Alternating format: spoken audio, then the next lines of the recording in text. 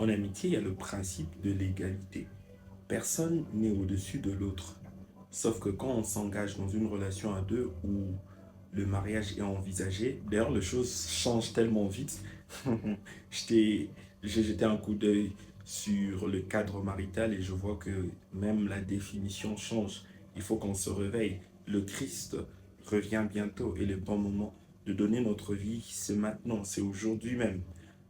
Alors, pour faire régner l'ordre au sein de la relation, il faudrait bien qu'il y ait un chef, il faudrait bien qu'il y ait un leader.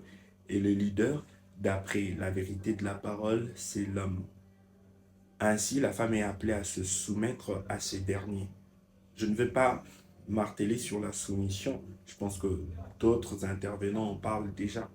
Sauf qu'ici, je voudrais parler de la soumission de l'homme. Eh bien, l'homme, il se soumet à qui? Dans la mesure où l'homme ne sait pas à qui se soumettre, le risque est tel qu'il tombe dans l'excès ou dans le trou de pouvoir. Sans vite tarder, l'homme doit se soumettre à cette parole même qui lui confère le pouvoir. Et cette parole lui fait appel à l'amour, d'aimer sa femme. Parce que sans amour, c'est impossible de pardonner. On aura du mal à pardonner. On va garder rancœur. Sans amour, on ne saura respecter l'autre, dans sa présence comme dans son absence. Sans amour, on ne saura encourager l'autre, alors même qu'il traversera des temps difficiles. Sans amour, on ne saura soutenir l'autre. Sans amour, on ne saurait dire des paroles bienveillantes sur l'autre.